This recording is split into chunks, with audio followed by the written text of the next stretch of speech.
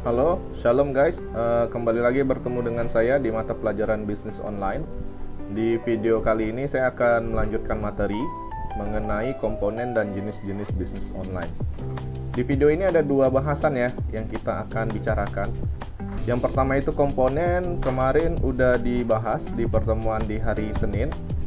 Kita sudah tahu ada beberapa komponen yang bisa menjadi dasar bisnis online itu bisa terjadi atau bisa dijalankan. Dan kemudian yang terakhir adalah kita akan membahas tentang jenis-jenis bisnis online. Nah, untuk komponen tidak ada salahnya kita mengulang kembali supaya masing-masing dari kalian bisa semakin memahami betapa pentingnya komponen yang tersedia untuk menjalankan bisnis online. Kita lanjut. Ada 4 bahasan yang akan kita bicarakan. Yang pertama pengantar mengenai latar belakangnya, kemudian bicara komponen yang tadi saya sudah sampaikan dan yang di Senin kemarin kita sudah bicarakan. Lalu berikutnya tentang jenis-jenis, dan yang terakhir adalah tentang penutup yang berisi kesimpulan. Kita lanjut. Di PowerPoint sudah terlihat ya, sudah dituliskan bahwa menurut survei APJII pada tahun 2019, sebanyak 196,7 juta penduduk Indonesia merupakan pengguna internet. Ini di tahun 2019. Sekarang udah 2021, harusnya lebih meningkat. Lalu di tahun 2020, di bulan Juli, jumlah pelaku usaha online meningkat 38,3%. Nah, dari Juli 2020 itu ada peningkatan 38,3%, disebabkan oleh ini ya, pandemi COVID-19 ya, di mana beberapa masyarakat Indonesia mungkin ada yang menggantungkan nasibnya itu di bisnis online setelah mereka mendapatkan tindakan dirumahkan atau dipecat, atau bisa jadi usaha yang mereka jalankan sudah tutup sebelumnya, yang harusnya dulunya ramai jadi tidak ramai, sehingga mereka mengalihkan usaha mereka ke usaha online. Nah, dari pengantar ini kita bisa simpulkan bahwa ada peluang usaha untuk kita menjalankan bisnis online, karena kita bisa analisa nih dari data yang sudah saya sajikan bahwa bisnis online itu memiliki beberapa keuntungan. Nah, diantaranya apa saja sih? Saya sudah rangkum menjadi 3 bagian. Yang pertama itu peluang usaha yang kita bisa jalankan itu memiliki keuntungannya itu adalah hemat biaya, kemudian fleksibel, lalu jangkauannya luas. Nah, ketika kita bicara hemat biaya, artinya modal yang digunakan, entah itu biaya operasional ataupun biaya pemasaran produk, itu lebih murah dibandingkan bisnis offline ya. Kemudian bicara soal fleksibilitas, kita bicara bahwa usaha yang dilakukan secara online itu bisa di mana saja dan kapan saja. Artinya tidak terbatas ruang dan tidak terbatas waktu. Berikutnya, maaf, ada jangkauan luas. Artinya apa? Usaha yang dilakukan atau usaha online yang kita lakukan itu bisa mencapai konsumen yang berada di luar tempat tinggal kita. Jadi kalau dalam toko offline itu kan terbatas ya dengan lokasi yang kita miliki. Nah, kalau di usaha online itu tidak terbatas, hanya di satu tempat, bisa mencapai di manapun, tergantung jenis usaha apa yang kita jalankan. Kita lanjut ya, dari peluang usaha itu kita lanjut ke komponen bisnis online. Di hari Senin kita udah bicara bahwa bisnis online atau komponen bisnis online itu terdiri dari data, ada terdiri dari software, ada terdiri dari skills. Nah, kita mulai dari yang data dulu. Apa itu data? Berdasarkan yang saya sajikan kepada kalian, data itu adalah hasil dari pengukuran atau pengamatan suatu variabel yang bentuknya dapat berupa kata-kata ataupun angka ya. Jadi itu yang dimaksud dengan data. Nah, saya yakin dan percaya bahwa kalian semua pernah mengalami dan menyadari bahwa data itu ada di setiap aspek kehidupan kita. Cuman kadang kita nggak tahu apakah ini data atau enggak. Kemarin di pertemuan sebelumnya saya sudah sajikan contoh bahwa nilai rapor kalian itu merupakan data. Jadi udah dari pengumpulan beberapa sumber dan dijadikan jadi satu kesimpulan yang bentuknya bisa berupa huruf ataupun angka, itu yang disebut dengan data. banyak sekali contoh data yang bisa kalian temukan selain rapor ya. Dan di bisnis online juga kita bisa bilang bahwa data itu merupakan salah satu unsur penting bisnis kita itu bisa dijalankan, karena tanpa data kita tidak bisa mengetahui seberapa besar peluang yang kita bisa dapatkan atau kita bisa jalankan dari usaha yang kita miliki. Jadi seperti itu. Berikutnya ada software. Kalau bicara software, itu adalah sekumpulan data yang telah diformat menjadi sebuah program untuk menjalankan sebuah perintah dengan menggunakan perangkat komputer. Nah, dari ilustrasi yang saya sampaikan di samping ini banyak sekali ya contoh software yang kalian sudah ketahui. Cuman kalian tidak tahu bahwa ini adalah software gitu. Jadi intinya software itu data yang udah diformat jadi program untuk menjalankan sebuah perintah dan pakai perangkat komputer. Contohnya udah kalian ketahui lah ya. Kita lanjut. Ada skills. Skills bicara soal keahlian pelaku usaha dalam menganalisa. Habis itu bicara soal bagaimana pelaku usaha menggunakan media sosial, lalu bagaimana mereka memasarkan produk, mengoptimasi mesin pencari, dan membuat situs. Di pertemuan Senin kemarin kita juga udah bahas bahwa keahlian-keahlian yang saya sajikan di PowerPoint ini memang menjadi salah satu syarat yang harus dimiliki sehingga bisnis online yang kita miliki itu berjalan dengan baik. Kita lanjut ya ke jenis-jenis bisnis online. Ada beberapa jenis. Saya mulai dari yang dropshipping. Jika kalian lihat, dropshipping itu adalah usaha menjual produk milik orang lain. Nah, dropshipping ini merupakan jenis bisnis online yang dimana kita tidak perlu mengeluarkan spesial uang untuk menyediakan barangnya. Kita itu sebagai penghubung ya, kita sebagai penghubung di antara penjual atau supplier atau pemasok dan pembeli. Jadi kita posisinya itu di tengah-tengah. Nah, jadi keuntungannya didapat dari mana? Keuntungannya itu didapatkan dari penjualan produk itu sendiri. Saya ambil contoh, misalkan kamu sudah bekerja sama dengan pemasok atau supplier kaos misalnya. Satu style kaos itu atau satu buah kaos itu atau satu helai kaos itu kalian kesepakatan harganya itu Rp50.000 antara kamu dan pemasok ya, antara kamu dengan supplier. Nah, ketika kamu menjualnya ke konsumen, karena kamu di tengah-tengah ini kan harganya Rp50.000, kamu jual ke konsumen itu Rp60.000. Jadi konsumen tahunya harga yang kamu jual itu adalah Rp60.000. Seandainya produk itu terjual, artinya kamu mendapatkan keuntungan sebesar Rp10.000. Jadi seperti itu, kamu berada di tengah-tengah. Jadi kamu tidak perlu mengeluarkan spesial uang untuk menyediakan produknya, kamu hanya sebagai penghubung.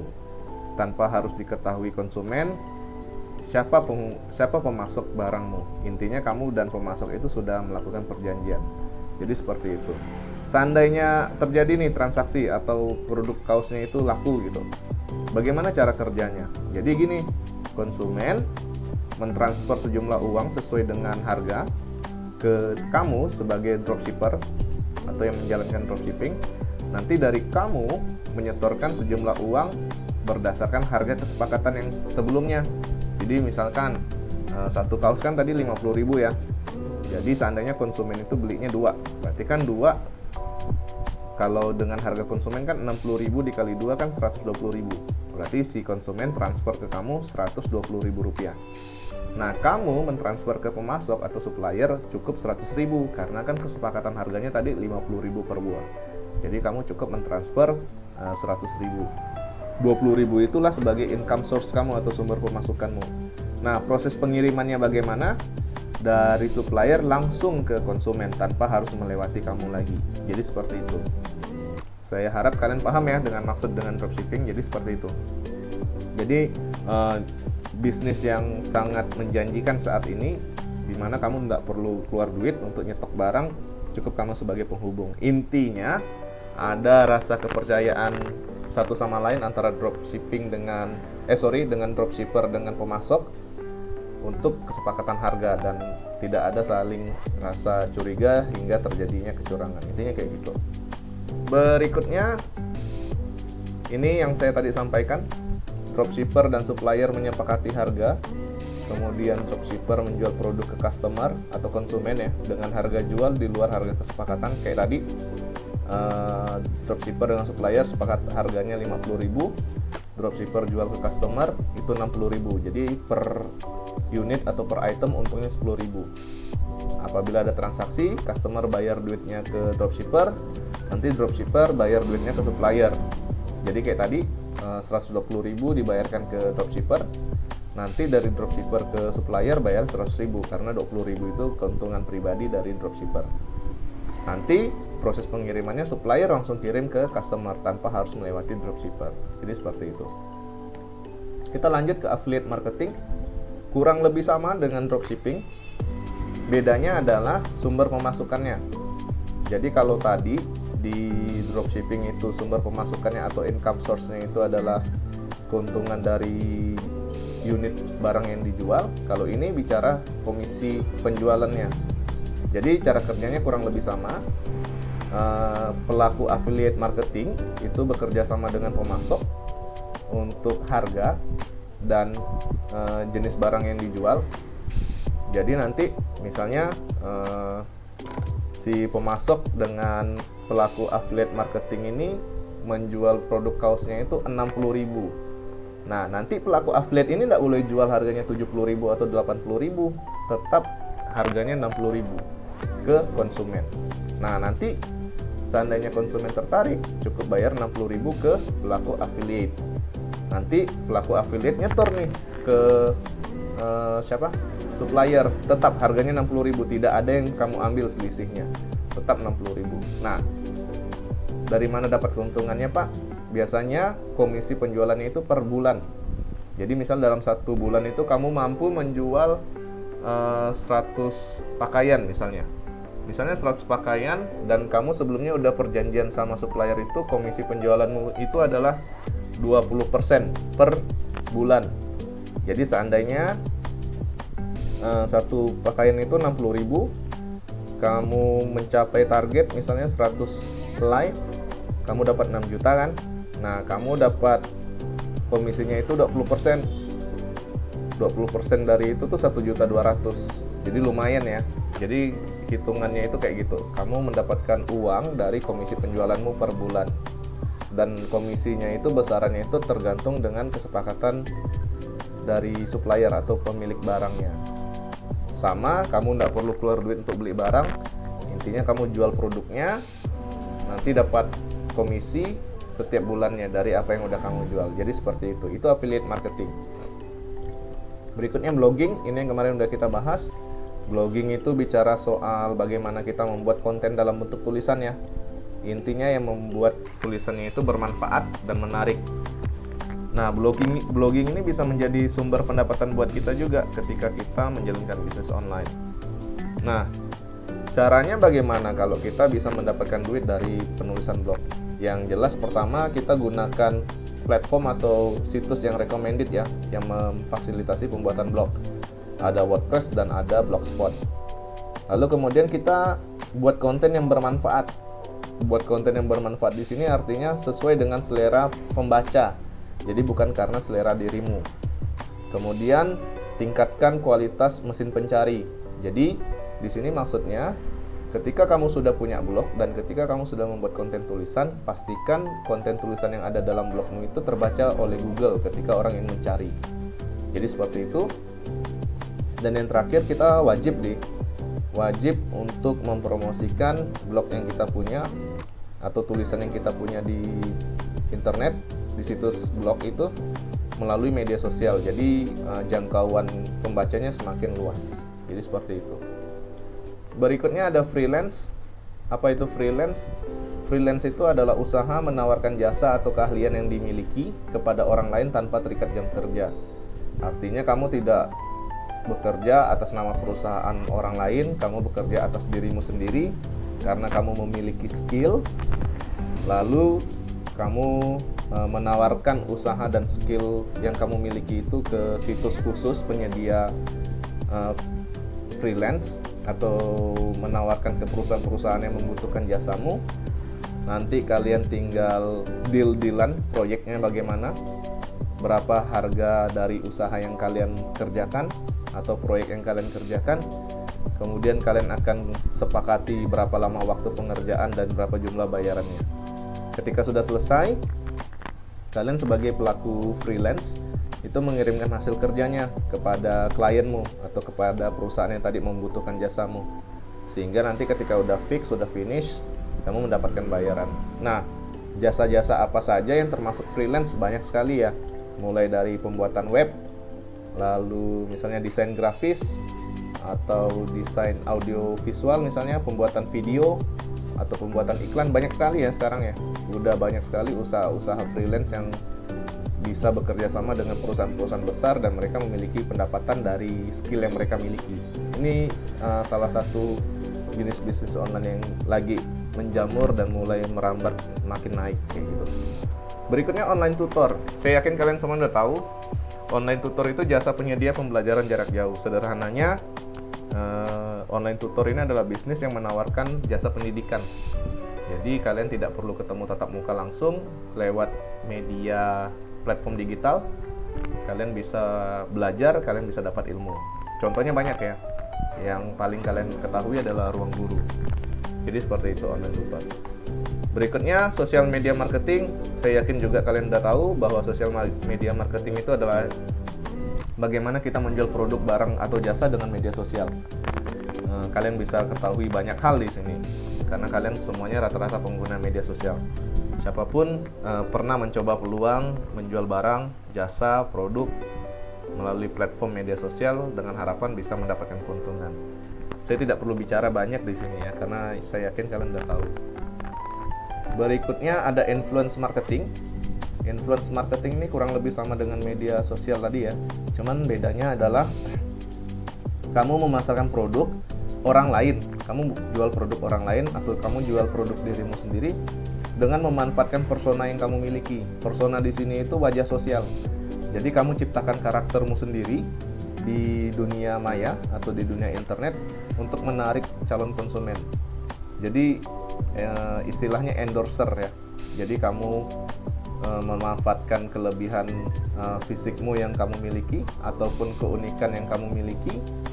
Terus pemilik produk ataupun perusahaan ataupun dirimu sendiri itu bisa menawarkan produk yang kamu jual, yang kamu pasarkan ke konsumen atau mereka yang mengikuti kamu di media sosial, sehingga mereka tertarik terlepas dari apa jenis produk yang kamu jual. Jadi seperti itu. Itu influence marketing ya. Sudah banyak yang kita ketahui influence marketing. Contoh-contoh endorser yang terkemuka sudah banyak dan saya yakin kalian paham tentang influence marketing. Dan ini salah satu jenis bisnis online yang lagi merambat naik juga. Kita memanfaatkan karakteristik kita di dunia maya, walaupun belum tentu sebenarnya itu terjadi juga di dunia kita sehari-hari, dan itu memancing minat calon konsumen untuk mengikuti kita, sehingga kita bisa manfaatkan peluang tersebut untuk memasarkan produk yang kita miliki ataupun orang lain. Jadi seperti itu. Dan yang terakhir, kita bicara tentang video content marketing, kurang lebih sama dengan influence. Di sini kita memasarkan produk dengan menggunakan video. Sudah banyak ya di YouTube atau platform video yang menawarkan jenis bisnis online seperti ini. Tujuannya apa? Sebagian besar orang lebih suka atau lebih tertarik melihat promosi produk dalam bentuk audiovisual yang menarik, sehingga memudahkan pemasaran produk yang dimiliki. Nah, bagi orang-orang ataupun pelaku usaha yang punya skill dalam pembuatan video konten, itu mereka bisa manfaatkan ini untuk menjual produk atau memasarkan produk, atau setidaknya mereka bisa bekerja sama dengan beberapa perusahaan atau klien sehingga mereka bisa mendapatkan keuntungan. Jadi sumber pendapatannya itu bisa dalam bentuk iklan, penjualan produk ataupun komisi penjualan. Jadi seperti itu. Nah, dari video yang saya sajikan ini saya ingin menyampaikan kesimpulan bahwa komponen baik itu data, skills ataupun software itu merupakan satu kesatuan yang tidak bisa dipisahkan. Jadi kalian tidak bisa memisahkan ataupun tidak bisa meninggalkan salah satunya, karena tanpa salah satu dari ketiga komponen tersebut, bisnis yang kita jalani secara online tidak akan bisa maksimal. Kemudian semakin berubahnya perkembangan zaman, semakin kita melihat perkembangan kondisi situasi, terlebih dari kondisi pandemi seperti ini ya, pandemi COVID seperti ini, memaksa kita ataupun setidaknya menginspirasi, memotivasi kita untuk menjalankan bisnis secara online. Kita bisa manfaatkan skill yang kita miliki dari jenis-jenis yang contoh yang tadi saya sampaikan, sehingga kita bisa mendapatkan keuntungan. Jadi tidak terbatas hanya dari segi modal saja, tapi kita punya skill yang kita bisa manfaatkan, terus kita bisa datangkan keuntungan untuk kita pribadi.